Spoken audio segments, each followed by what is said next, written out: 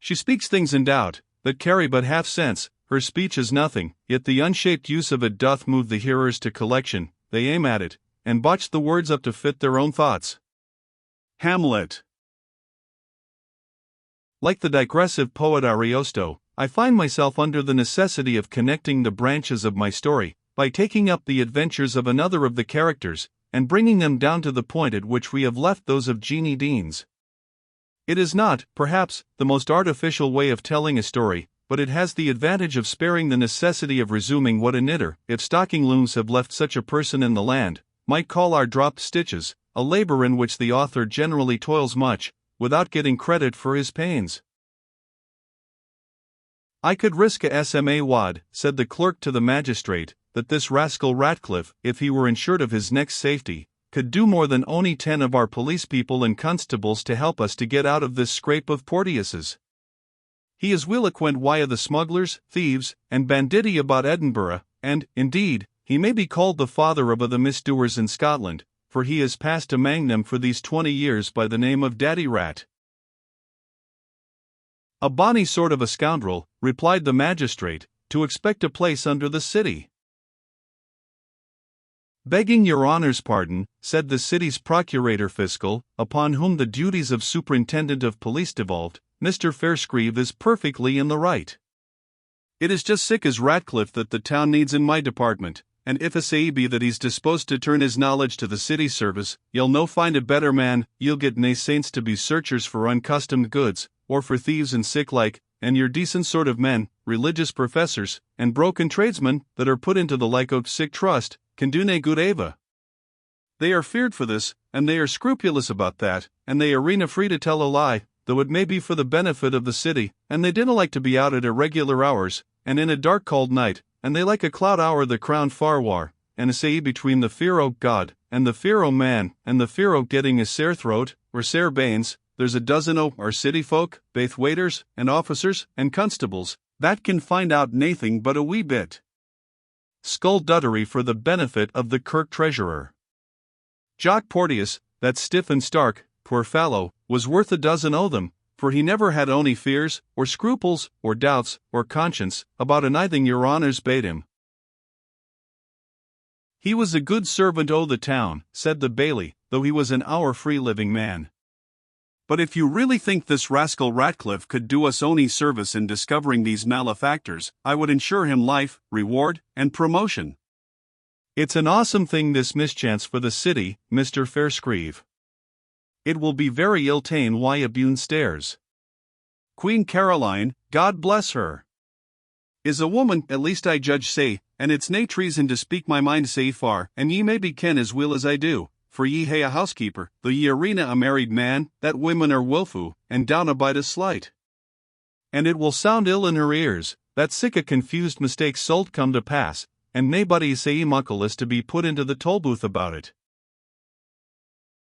If ye thought that, sir, said the procurator fiscal, we could easily clap into the prison a few blackguards upon suspicion. It will have a good active look, and I hae plenty on my list, that wadna be a hair the war of a week or TWA's imprisonment, and if ye thought it no strictly just, ye could be just the easier wi' them the neist time they did anything to deserve it, they arena the sort to be lang o' gieing ye an opportunity to clear scores wi' them on that account.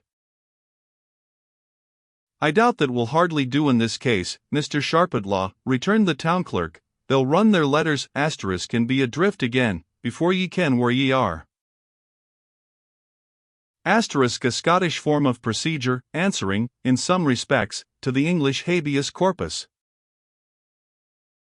I will speak to the Lord Provost, said the magistrate, about Ratcliffe's business. Mr. Sharpitlaw, you will go with me, and receive instructions. Something may be made too out of this story of Butler's and his unknown gentleman. I know no business any man has to swagger about in the King's Park, and call himself the devil, to the terror of honest folks, who dinna care to hear mair about the devil than is said from the pulpit on the Sabbath. I cannot think the preacher himsel wad be heading the mob, though the time has been, they hae been as forward in a brulzie as their neighbours. But these times are lang by, said Mr. Sharpitlaw. In my father's time, there was mair search for silenced ministers about the Bowhead in the Covenant Close, and all the tents of Kedar, as they see'd the dwellings o' the godly in those days, than there's now for thieves and vagabonds in the Lake Calton and the back o' the Canongate. But that times will by, and it bide. And if the Bailey will get me directions and authority from the Provost, I'll speak wide Daddy Ratmissel, for I'm thinking I'll make mair out o' him than ye'll do. Mr. Sharpitlaw, being necessarily a man of high trust, was accordingly empowered, in the course of the day, to make such arrangements as might seem in the emergency most advantageous for the good town. He went to the jail accordingly, and saw Ratcliffe in private. The relative positions of a police officer and a professed thief bear a different complexion, according to circumstances. The most obvious simile of a hawk pouncing upon his prey is often least applicable.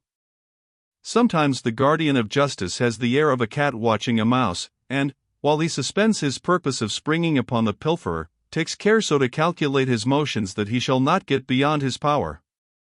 Sometimes, more passive still, he uses the art of fascination ascribed to the rattlesnake, and contents himself with glaring on the victim, through all his devious flutterings, certain that his terror, confusion, and disorder of ideas will bring him into his jaws at last. The interview between Ratcliffe and Sharpitlaw had an aspect different from all these. They sat for 5 minutes silent, on opposite sides of a small table, and looked fixedly at each other, with a sharp, knowing, and alert cast of countenance, not unmingled with an inclination to laugh, and resembled more than anything else two dogs, who, preparing for a game at romps, are seen to couch down, and remain in that posture for a little time, watching each other's movements, and waiting which shall begin the game. "So, Mr. Ratcliffe," said the officer, conceiving it suited his dignity to speak first, "you give up business, I find?" "Yes, sir," replied Ratcliffe, "I shall be on that Lane mare, and I think that will save your folk some trouble, Mr. Sharpitlaw." Which Jock Dagalish, then finisher of the law asterisk in the Scottish metropolis, wad save them as easily, returned the procurator fiscal.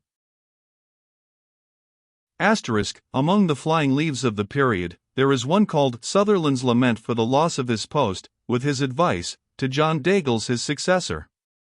He was whipped and banished July 25, 1722. There is another, called The Speech and Dying Words of John Dalgleish, Lockman alias Hangman of Edinburgh, containing these lines. "Death, I've a favour for to beg, that you would only gie a fleg, and spare my life, as I did to ill-hanged Meg, the Webster's wife.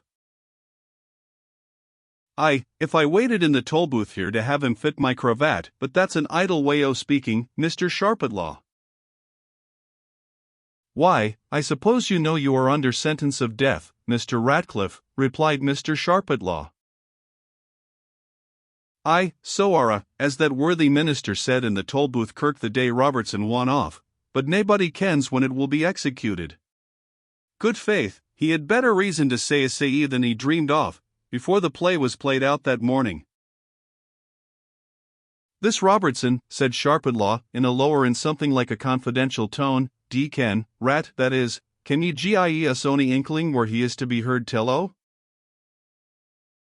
"Troth, Mr. Sharpitlaw, I'll be frank wi' ye, Robertson is rather a cut abune me, a wild deevil he was, and mony a daft prank he played, but except the collector's job that Wilson led him into, and some tulzies about run goods wi' the gaugers and the waiters, he never did anything that came near our line o' business." "That's singular, considering the company he kept." "Fact, upon my honour and credit," said Ratcliffe, gravely. "He keepit out o' our little bits of affairs, and that's mair than Wilson did. I hae done business wi' Wilson afore now. But the lad will come on in time, there's nae fear o' him, naebody will live the life he has led, but what he'll come to sooner or later." "Who or what is he, Ratcliffe?" "You know, I suppose," said Sharpitlaw. "He's better born, I judge, than he cares to let on. He's been a soldier, and he has been a play actor, and I wotna what he has been or hasna been, for as young as he is, say that it had daffing and nonsense about it. Pretty pranks he has played in his time, I suppose?" "Ye may say that," said Ratcliffe, with a sardonic smile, and, touching his nose, a devil amang the lasses. Like enough, said Sharpedlaw. Will, Ratcliffe, I'll no stand niffering why ye ken the way that favours gotten in my office, ye maun be useful, but. Certainly, sir, to the best of my power, nathing for nathing, I ken the rule of the office, said the ex-depredator. Now the principal thing in handy and now, said the official person, is the job of Porteus's, and ye can give a lift why, the inner turnkey's office to begin why, and the captainship in time, ye understand my meaning? I, troth do I, sir, a wink's as good as a nod to a blind horse, but Jock Porteus's job, Lord help ye, I was under sentence the hail time. God! But I couldna help laughing when I heard Jock skirting for mercy in the lad's hands. Mony a hetskin ye hae gene me, neighbour, thought I, tak ye what's gone, time about's fair play, ye'll ken now what hanging's good for. Come, this is all nonsense, Rat, said the procurator. Ye canna creep out at that hole, lad, you must speak to the point, you understand me, if you want favour, Jift ye makes good friends, ye can. But how can I speak to the point, as your honour sees it, said Ratcliffe, demurely, and with an air of great simplicity, when ye ken I was under sentence and in the strong room o' the while the job was going on. And how can we turn ye loose on the public again, Daddy Rat, unless ye do or say something to deserve it? Well, then, d-n it, answered the criminal, since it maun be a say, I saw Geordie Robertson among the boys that break the jail, I suppose that will do me some good? That's speaking to the purpose, indeed, said the office-bearer, and now, Rat, where think ye will find him? Deal hate o' me cans, said Ratcliffe, he'll no likely gang back to ony o' his old house, he'll be off the country by this time. He has good friends some gate or other, for the life he's led, he's been will educate. He'll grace the gallows the better, said Mr. Sharpedlaw, a desperate dog, to murder an officer of the city for doing his duty. What kens was turn it might be next, but you saw him plainly? As plainly as I see you. How was he dressed, said Sharpedlaw. I couldna will see, something of a woman's bit much on his head, but ye never saw sic a seathro. Ane couldna hae een to a thing. But did he speak to no one, said Sharpedlaw. They were a-speaking and gabbling through other, said Ratcliffe, who was obviously unwilling to carry his evidence farther than he could possibly help. This will not do, Ratcliffe, said the procurator, you must speak out, tapping the table emphatically, as he repeated that impressive monosyllable. It's very hard, sir, said the prisoner, and but for the under-turnkey's place. And the reversion of the captaincy of the Tolbooth, man, that is, in case of good behaviour. Aye, said Ratcliffe, good behaviour, there's the devil. And then it's waiting for dead folks shoon into the bargain. But Robertson's head will weigh something, said Sharpedlaw, something gully and heavy, Rat, the town maun show cause, that's right and reason, and then ye'll hae freedom to enjoy your gear honestly. I dinna ken, said Ratcliffe, it's a queer way of beginning the trade of honesty, but deal ma care. Weel, then, I heard and saw him speak to the wench Effie Deans, that's up there for child murder. The deal ye did? Rat, this is finding a mare's nest why a witnessed, and the man that spoke to Butler in the park, and that was to meet white Jeanie Deans at Mushjettscairn, few. Lay that and that together? As sure as I live he's been the father of the lassie's wean. There hae been more guesses than that, I'm thinking, observed Ratcliffe, turning his quid of tobacco in his cheek, and squirting out the juice. I heard something a while syne about his drawing up why a bonny queen about the pleasance, and that it was a Wilson could do to keep him frae marrying her. Here a city officer entered, and told Sharpedlaw that they had the woman in custody whom he had directed them to bring before him. It's little matter now, said he, the thing is taking another turn, however, George, ye may bring her in. the officer retired, and introduced, upon his return, a tall, strapping wench of 18 or 20, dressed, fantastically, in a sort of blue riding jacket, with tarnished lace, her hair clubbed like that of a man, a Highland bonnet, and a bunch of broken feathers, a riding skirt, or petticoat, of scarlet camlet, embroidered with tarnished flowers. Her features were coarse and masculine, yet at a little distance, by dint of very bright wild-looking black eyes, an aquiline nose, and a commanding profile, appeared rather handsome. She flourished the switch she held in her hand, dropped a courtesy as low as a lady at a birthnight introduction, recovered herself seemingly according to Touchstone's directions to Audrey, and opened the conversation without waiting till any questions were asked. God gie your honour good e'en, and mony o' them, bonny Mr. Sharpidlaw, good e'en to ye, Daddy Ratton, they told me ye were hanged, man, or did ye get out o' John Dalglish's hands like half-hangit Maggie Dixon? Wisht, ye daft jod, said Ratcliffe, and hear what's said to ye. Why am I heart, Ratton? Great preferment for poor manch to be brought up the street white a grand man, why a coat of passayment white worselace, to speak why provosts, and bailies, and town clerks, and procutors, at this time o' day, and the hale town looking at me too, this is honour on earth for ants. Aye, Madge, said Mr. Sharpidlaw, in a coaxing tone, and ye're dressed out in your bras, I see, these are not your everyday's claiths ye have on. Deal be in my fingers, then, said Madge, sirs. Observing Butler come into the apartment, there's a minister in the Tolbooth, wha will see it a graceless place now, I see warrant he's in for the good old cause, but it's been a cause o' mine, and off she went into a song. Hey for Cavaliers, ho for Cavaliers, dub-a-dub, have it old Beelzebub, Oliver's squeaking for fear. Did you ever see that mad woman before? Said Sharpidlaw to Butler. Not to my knowledge, sir, replied Butler. I thought as much, said the procurator fiscal, looking towards Ratcliffe, who answered his glance with a nod of acquiescence and intelligence.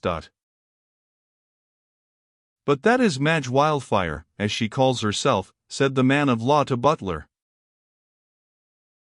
Aye, that I am, said Madge, and that I have been ever since I was something better, hey-ho, and something like melancholy dwelt on her features for a minute, but I can't mind when it was lang syne, at ony rate, and I'll ne'er fash my thumb about it.